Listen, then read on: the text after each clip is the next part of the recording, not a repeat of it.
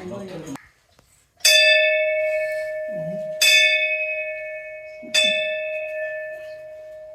నమ శివాయ. స్వామి, మా భక్తులకి మా స్వామి గురించి ఒకసారి చెప్పాయా, కొద్దిగా ముందుకు రండి.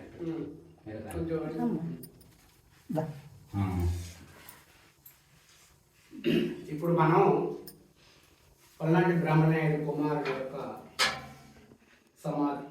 ఇది సమాధి అంటే వారు కూడా పూర్వకాలంలో ఇక్కడ యోగేశ్వరుడు అంట.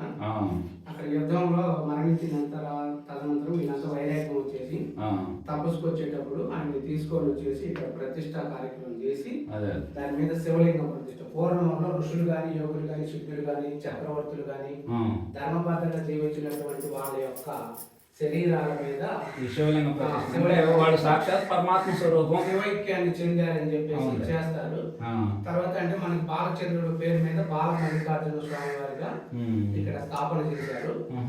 అయితే మనకి ఇక్కడ ఈ స్వామివారు మనకి ఎక్కడైనా సరే శివాలయాలలో శివలింగాలే ఉంటాయి కానీ ఇలాగ ఆర్చామూర్తిగా ఎక్కడ ఉండవు అన్నమాట.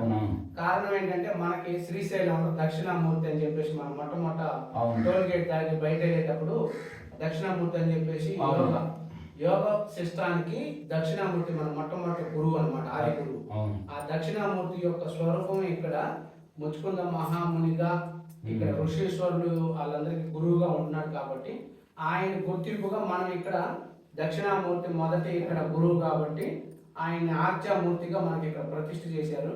మనం అప్పటి నుంచి ఇప్పటి వరకు అంటే ఇక్కడ మెయిన్ మెడిటేషన్ సెంటర్ అనమాట.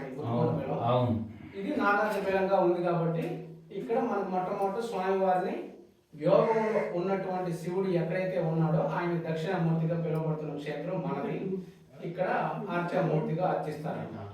అయితే దక్షిణామూర్తి యొక్క స్వరూపం కూడా మనకి ఇక్కడ ముఖ్యంగా అంటే జ్ఞానమూర్తి, యోగమూర్తి కాబట్టి ఆయన ఆది గురువుగా మనకి మెయిన్ గా ఉండేటువంటి మహాదేవుడు అనేక రూపాలలో ఉన్నప్పుడు జ్ఞానముద్రలో జ్ఞానమూర్తిగా, యోగ ముద్రగా, మళ్ళీ సాధకులందరూ కూడా మార్గదర్శకుడుగా ఉండేటువంటి దక్షిణామూర్తి అనేది మనకు చాలా ప్రధానమైనటువంటి శంకరాచార్య స్తోత్రాలన్నీ కూడా చాలా ఉన్నాయి.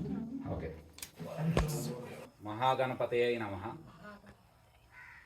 శివుని యొక్క కుమారుడు, పార్వతీ నందనుడు, దేవతలందరూ కూడా ప్రధాన పూజ్యుడిగా, మానవలోకానికి దేవలోకానికి ప్రధాన పూజ్యుడిగా ఉన్నటువంటి మరి శివకుటుంబం అనేది అంత గొప్పది.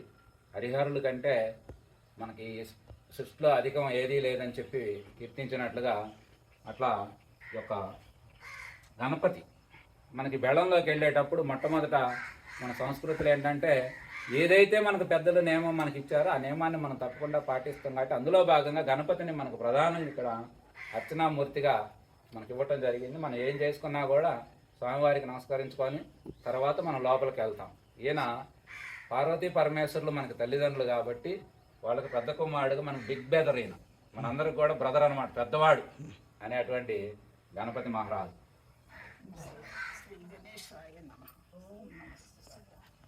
కాలంలో నాగాద్రి బిలం అని చెప్పి పిలిచేవారని ఇందాక చెప్పుకున్నాము. ఆ నాగాద్రి బిలం అని పేరు ఎందుకు వచ్చింది అంటే ఇక్కడ లోపల నాగదేవతలు నాగలోకం ఉంది. ఈ నాగలోకంలో అధిపతులు వీరిద్దరేనమాట. ఈయన ఆదిశేషుడు, వీరి యొక్క పత్ని పంచపాళీదేవి. మనకి పూర్వంలో ఎక్కడ పట్టినా కూడా విష్ణుమూర్తికి, ఆదిశేషుడు, శివయ్యకి, మెడలో వాసుకి వీళ్ళే కనిపించేవాళ్ళు కానీ వాళ్ళ భార్యామూర్తులు ఎక్కడ కూడా మనకు కనిపించేవి కాదు. అయితే ఇక్కడ ఈ నాగలోకానికి మార్గం, నాగలోకం వీళ్ళదే కాబట్టి ప్రధాన ఆది దేవతలు వీళ్ళిద్దరూ ఇక్కడ ఉన్నారు.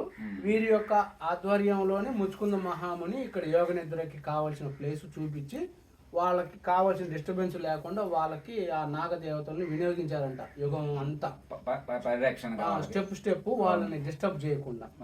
అందువల్ల వీళ్ళు మనకి మొట్టమొదటి తర్వాత ఇంకా మిగతా వీళ్ళ విగ్రహాలను పూర్వ రూపంలో ఉండేవి ఇక్కడ. అవి శిథిలం అయిపోవటం వల్ల 1940వ సంవత్సరంలో ఇక్కడ మన గొట్టిపాటి వారు, రాంబాయమ్మ గారు వారు గొట్టిపాటి వారు వాస్తవ్యులు ఈ విగ్రహాలని ప్రతిష్ఠించారన్నమాట. అప్పట్లో పూర్వంలో ఇవి ఉండేవి, తర్వాత స్వామివారి శివయ్య మిగతా తర్వాత. గుత్తికొండ బిల్లంలో వేప చెట్టు, రావి చెట్టు ఈ యొక్క సాయంత్రం టైంలో కనుక ఆ సూర్యోదయం టైంలో ఆ సూర్య భగవానికి నమస్కరించుకొని సంతానం లేని వారు సంతానం కోసం, ఐశ్వర్యం కావాలన్న వారికి ఐశ్వర్యం కోసం,